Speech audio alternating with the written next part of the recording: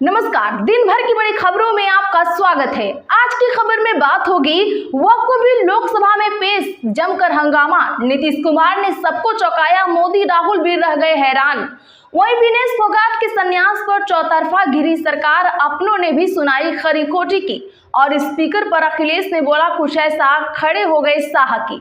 साथ ही अजीत ने मोदी पर बनाया प्रेशर, शिंदे फडणवीस के खिलाफ सीधा निशाना की और आरजेडी में इस बड़े दिग्गज की एंट्री की। साथ ही शेख हसीना का प्लान भी आया सामने, सारे वीजा सेंटर हुए बंद। इसी के साथ आज दिन भर की सभी बड़ी और प्रमुख खबरों को जानेंगे विस्तार से, लेकिन उससे पहले एक नजर सुर्खियों पर। वक्फ बिल का समर्थन कीजिए, करोड़ों लोगों की मिलेगी दुआ, किरेन रिजिजू की विपक्ष से अपील। आप मुसलमानों के दुश्मन हैं, वक्फ बिल के खिलाफ बढ़के ओवैसी ने लोकसभा में क्या दी दलीलें। सिस्टम से पक गई है ये लड़की, विनेश फोगाट के संन्यास पर बोले शशि थरूर। आरजेडी में हिना साहब की हो सकती है वापसी, लालू तेजस्वी से गुपचुप मुलाकात के बाद चर्चा हुई तेज, राज्यसभा में जाने की भी अटकलें हुई तेज। शराब घोटाले में सीएम केजरीवाल को नहीं मिली राहत, अदालत ने 20 अगस्त तक बढ़ाई न्यायिक हिरासत। वक्फ बिल के समर्थन में नीतीश कुमार की जेडीयू लल्लन सिंह ने दी एक ठोस दलील। अजीत बोले सीएम पद मिलता तो पूरी एनसीपी ले आता, कहा राजनीति में शिंदे फडणवीस से सीनियर हूँ, सब आगे बढ़ गए, मैं पीछे रह गया। गोलमोल बात आप नहीं कर सकते, अखिलेश पर जानिए क्यों भड़क गए अमित शाह, संसद में खूब हुई बहस।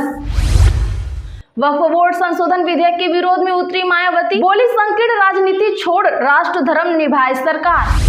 भारतीय सीमा में दाखिल होना चाहते बांग्लादेश से जान बचाकर भागे हिंदू, सीएम हेमंत ने जताई चिंता।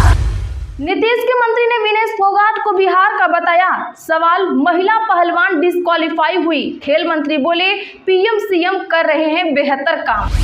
हिमाचल सीएम से सुखबीर बादल ने की मुलाकात, अचानक शिमला पहुंचे शिरोमणि अकाली दल के अध्यक्ष, राजनीतिक हालात पर हुई चर्चा।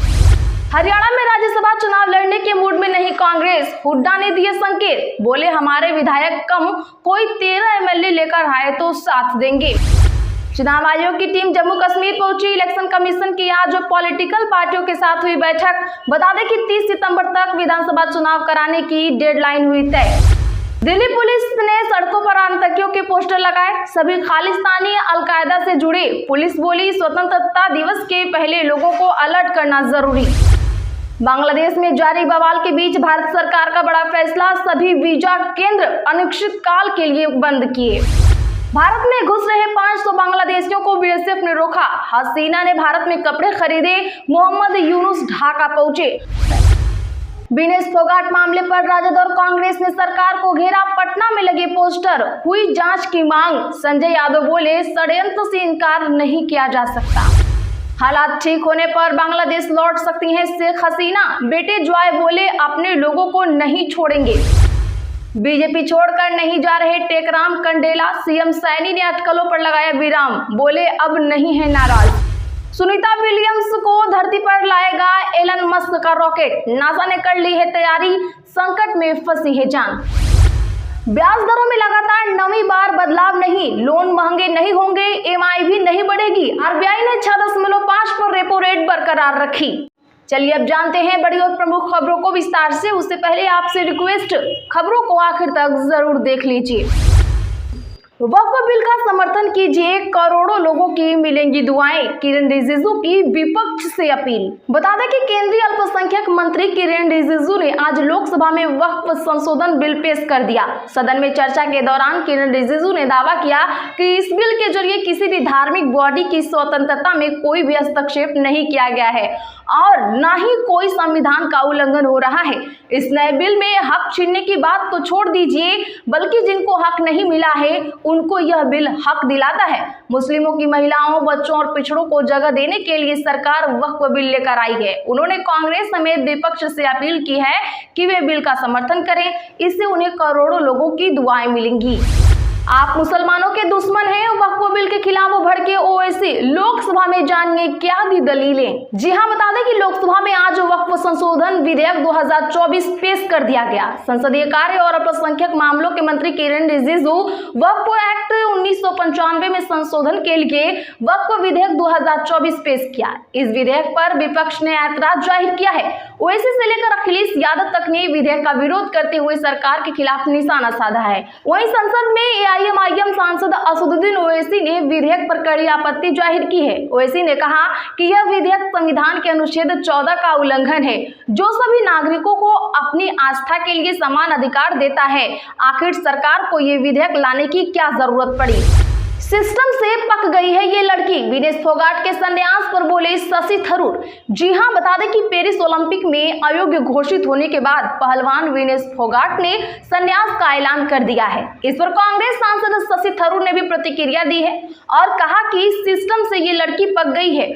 उन्होंने फोगाट की एक तस्वीर भी साझा की है। खास बात है कि बुधवार को फाइनल मुकाबले से कुछ घंटों पहले ही वजन ज्यादा होने के चलते स्टार भारतीय रेसलर को अयोग्य घोषित कर दिया गया था। थरूर ने लिखा, इस सिस्टम से पक गई है ये लड़की, लड़ते लड़ते थक गई है ये लड़की। साथ ही उन्होंने लिखा, सॉरी विनेश। वहीं भूपेंद्र सिंह हुड्डा ने विनेश फोगाट को राज्यसभा भेजने की पेशकश कर दी है।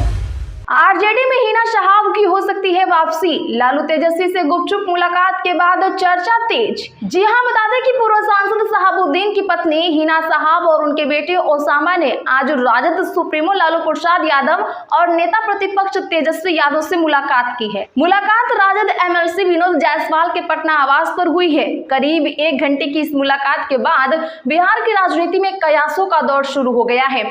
चर्चा है कि हिना साहब राजद में वापसी कर सकती हैं और राज्यसभा का उपचुनाव लड़ सकती हैं।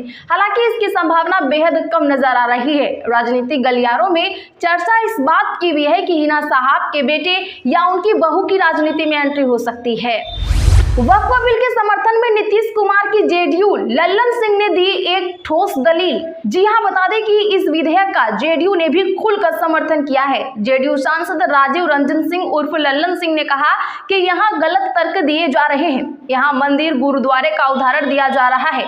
आप समझ नहीं रहे हैं। मंदिर और गुरुद्वारे धार्मिक स्थल है, लेकिन वक्फ बोर्ड एक संस्था है, यह धार्मिक स्थल नहीं है। भले ही सरकार धर्म में दखल न दे, लेकिन किसी संस्थान में करप्शन हो तो फिर सरकार दखल क्यों नहीं दे सकती? आप अल्पसंख्यकों की बात करते हैं तो फिर सिखों की हत्याएं किसके दौर में हुई थी?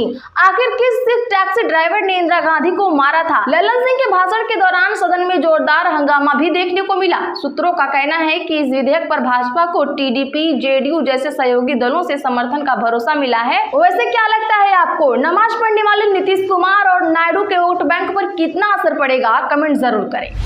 गोलमोल बात आप नहीं कर सकते, अखिलेश पर क्यों भड़क गए अमित शाह? संसद में खूब हुई बहस। जी हां, बता दें कि केंद्र की नरेंद्र मोदी सरकार ने वक्फ अधिनियम में संशोधन के लिए संसद में संशोधन विधेयक पेश किया है। माना जा रहा है कि संसद में संशोधन विधेयक पारित होने के बाद वक्फ बोर्ड की शक्तियां कम हो जाएंगी। इसको लेकर खूब बहस छिड़ी। समाजवादी पार्टी के अध्यक्ष अखिलेश यादव ने सत्तारूढ़ भाजपा पर वक्फ अधिनियम में संशोधन की आड़ में वक्फ की जमीन बेचने की योजना बनाने का आरोप लगाया। उन्होंने कहा कि भाजपा रियल एस्टेट कंपनी की तरह काम कर रही है। उन्होंने यह भी कहा कि भारतीय जनता पार्टी को अपना नाम बदलकर भारतीय जमीन पार्टी रख लेना चाहिए। अखिलेश यादव ने स्पीकर से कहा, महोदय याद कीजिए, आज तो आपके अधिकार कट रहे हैं। महोदय, मैंने आपसे कहा था कि आप लोकतंत्र के न्यायाधीश हैं। अध्यक्ष महोदय, मैंने सुना है कि इस लॉबी में कुछ अधिकार आपसे भी छीने जा रहे हैं। उसके लिए हम लोगों को लड़ना पड़ेगा आपके लिए। इस पर अमित शाह भड़क गए। केंद्रीय गृह मंत्री ने लोकसभा में खड़े होकर कहा, अखिलेश जी, अध्यक्ष के अधिकार सिर्फ विपक्ष के लिए नहीं है, पूरे सदन के लिए है। बांग्लादेश में जारी बवाल के बीच भारत सरकार का बड़ा फैसला, सभी वीजा केंद्र अनिश्चितकाल तक के लिए बंद। जी हां, बता दें कि बांग्लादेश में जारी बवाल और विरोध प्रदर्शन के बीच भारत सरकार ने बांग्लादेश में अपने सभी वीजा केंद्र बंद रखने का फैसला किया है। भारतीय वीजा के लिए आवेदन करने वाले ऑनलाइन पोर्टल पर जारी किए गए बयान के अनुसार सभी भारतीय वीजा आवेदन केंद्र अगले आदेश तक बंद रखे जाएंगे। बांग्लादेश में जारी अस्थिरता के चलते ये फैसला लिया गया है। आवेदन की अगली तारीख की जानकारी जल्द ही मैसेज के जरिए दी जाएगी। पासपोर्ट अगले कार्य दिवस पर लिया जा सकता है। अजित बोले, सीएम पद मिलता तो पूरी एनसीपी ले आता। कहा, राजनीति में शिंदे फडणवीस से सीनियर हूं, सब आगे बढ़ गए, मैं पीछे रह गया। बता दें कि महाराष्ट्र सरकार में डिप्टी सीएम अजित पवार ने आज कहा कि अगर भाजपा और शिवसेना ने उन्हें मुख्यमंत्री पद ऑफर किया होता तो वे पूरी राष्ट्रवादी कांग्रेस पार्टी को साथ ले आते। अजित ने यह बात सीएम शिंदे की जीवनी योद्धा कर्मयोगी एकनाथ संभाजी शिंदे के विमोचन के दौरान कही। लोकसभा में अटका वक्फ बोर्ड बिल, अब जेपीसी को भेजा जाएगा विधेयक, स्पीकर का कैसे बढ़ गया काम। जहां बता दें कि लोकसभा में पेश वक्फ बोर्ड बिल अटक गया है। अब ये बिल संयुक्त संसदीय समिति यानी जेपीसी को भेजा जाएगा। बिल के प्रावधानों पर विपक्षी दलों की आपत्ति के बाद अल्पसंख्यक कल्याण मंत्री किरेन रिजिजू ने सदन में प्रस्ताव रखा कि इस बिल को ज्वाइंट पार्लियामेंट कमेटी को भेज दिया जाए। इस पर स्पीकर ने कहा कि हां, जल्द ही कमेटी बनाऊंगा। लोकसभा अध्यक्ष बिरला अब दोनों सदनों के सदस्यों की एक संयुक्त संसदीय कमेटी बनाएंगे जो इस विधेयक के पहलुओं और सांसदों की आपत्तियों पर विचार करेगी और संसद को अपनी सिफारिश सौंपेगी। वैसे आपका क्या विचार है, इस बिल को पास होना चाहिए या नहीं, कमेंट जरूर करें। इसी के साथ आज की बड़ी खबरों में फिलहाल इतना ही। रोज की ऐसी की बड़ी खबरों के लिए चैनल सब्सक्राइब कर बगल में घंटे के निशान को जरूर दबा लें।